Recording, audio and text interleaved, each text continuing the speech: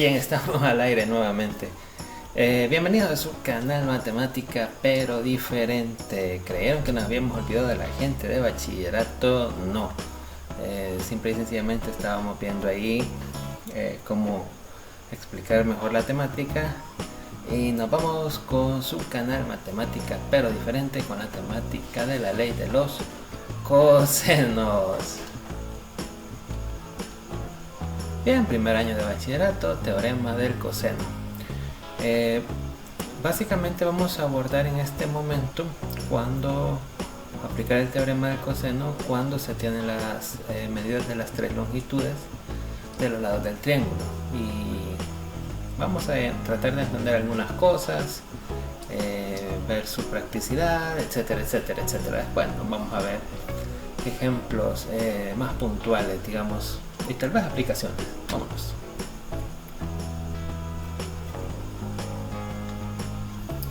¿Cuándo usar la ley de los cosenos?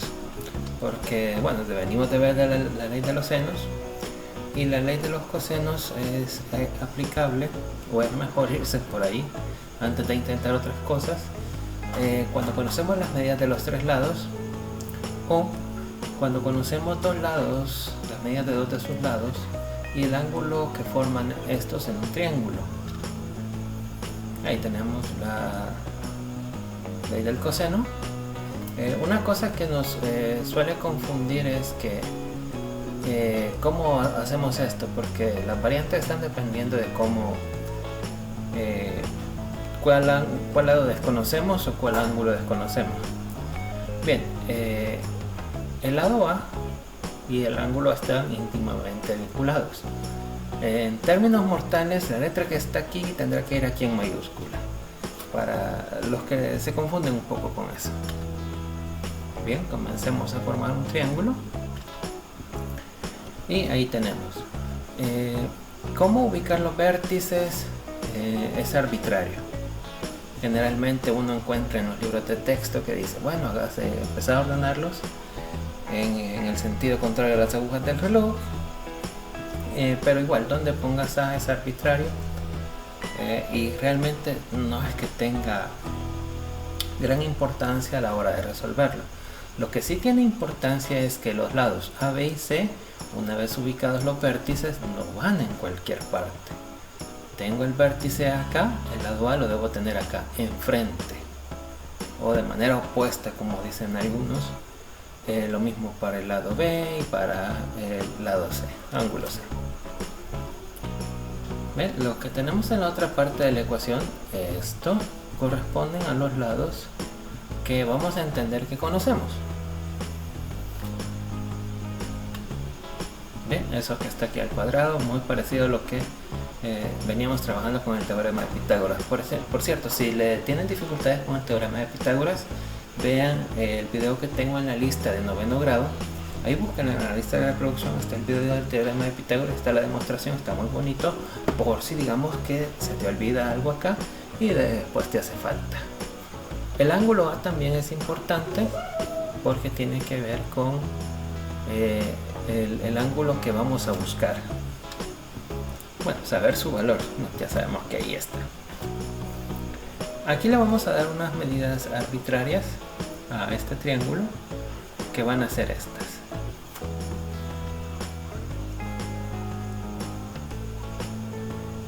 Teorema del coseno. Trabajaremos un ejemplo donde se conocen los tres lados, que era lo que ya venimos hablando, y cómo lo vamos a plantear. Bien, teorema del coseno. Como conocemos las medidas de los tres lados, lo que vamos a cambiar los valores de A minúscula, B minúscula y C minúscula son los tres valores de los lados que conocemos, y nuestra incógnita en este caso va a ser el ángulo A. Al trabajarlo tenemos esto. Al hacer procesos matemáticos de despeje, pues hacemos esto. Si tienes alguna duda sobre lo que va pasando, ponle pausa al video para ver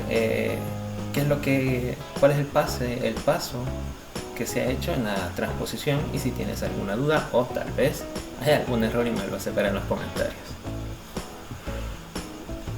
Bien, esta parte de acá es importante porque resulta de que para que esto nos dé fiabilidad, que está bien, el valor que tengamos acá no debe ser mayor a 1. No debe ser mayor a 1. Porque si recuerdan en las razones trigonométricas, el máximo valor para el coseno de un ángulo es 1.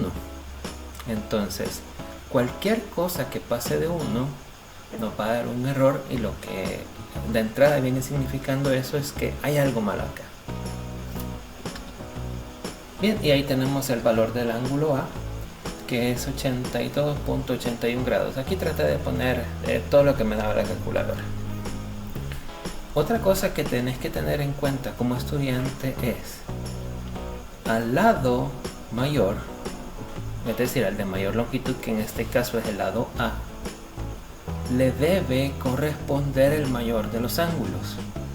Es decir, como acabo de descubrir el valor del ángulo A, los ángulos que voy a obtener después deben ser menores que esto. No importa qué tanto, deben ser menores. ¿Por qué? Porque esa es digamos, una propiedad en los triángulos. El lado mayor se le opone el ángulo mayor, y al lado menor, que en este caso es B, se le va a oponer el ángulo menor, y eso lo vamos a ver más adelante. Bien, entonces entendimos, ya descubrimos que el valor del ángulo A se acerca a 82.82 grados. Entonces, ¿y después qué sigue? Podemos seguir aplicando la ley de los cosenos, pero también podemos inclinarnos de una sola vez por la ley de los senos, ya que debería ser un poquito más rápida. Debería, dependiendo de la habilidad de cada quien, obtener las medidas de los demás ángulos. Ahora bien, si vas a hacerlo a través de la ley de los senos, cuando plantees tu igualdad deberás incluir el lado y el ángulo que ya conociste, es decir, en este caso 12 deberá incluir el ángulo A, para que no vayas a usar la relación B entre seno de B igual C sobre seno de C, porque del ángulo C no sabemos nada. Entonces tendríamos una ecuación con dos incógnitas que únicamente nos va a meter en problemas.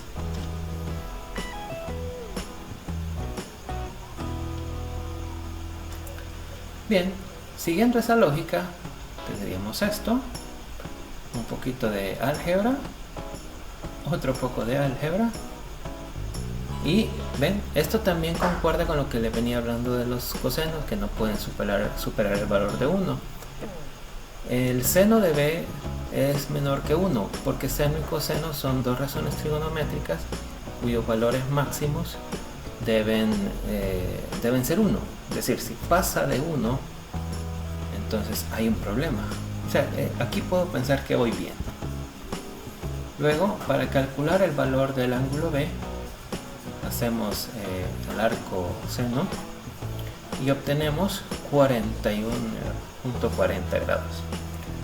Creo que B era el ángulo menor, significa de que este es el ángulo menor, por tanto el ángulo que tenga para C debe ser mayor que esto. Veamos cómo nos va con C.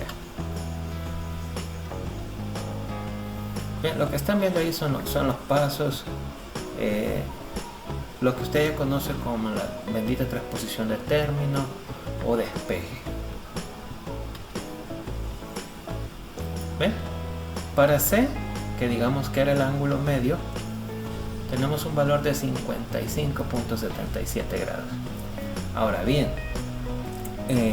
cuando estamos trabajando con ángulos, en esta parte de la ley de los senos y los cosenos vamos a tener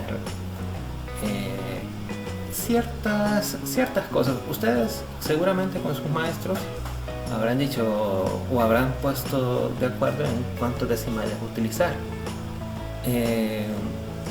Como estas son expresiones que nos da la calculadora y que seguramente siguen, solo que no sabemos hasta dónde, debes tener en cuenta que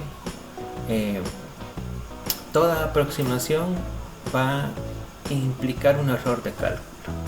Toda. La pregunta es ¿cuánto? Utilizando creo que una aproximación a 82.82, la suma de los tres ángulos internos se vuelve esa. Y si utilizas la mayoría de decimales que te da la calculadora para 82.81, el error de cálculo es ese. Seguramente si utilizáramos más decimales obtendríamos un valor muchísimo más preciso que este. Como les digo, cuando hay aproximaciones siempre hay un error de cálculo. En algunos libros te sugieren inclusive que ese error de cálculo debe ser menor que una décima para darlo por viable. En este caso pues nuestro error de cálculo es menor que una milésima, así que podemos darlo muy por válido. Bueno, si te gustó no olvides dejar tu like, favorito, comenta para más. En Facebook nos pueden encontrar como Maestros Pitagóricos Siglo XXI y en YouTube como Matemática pero Diferente. Les agradezco mucho, síganme en las páginas, suscríbanse al canal y cualquier duda déjenla en los comentarios. Nos vemos hasta la próxima. Saludos.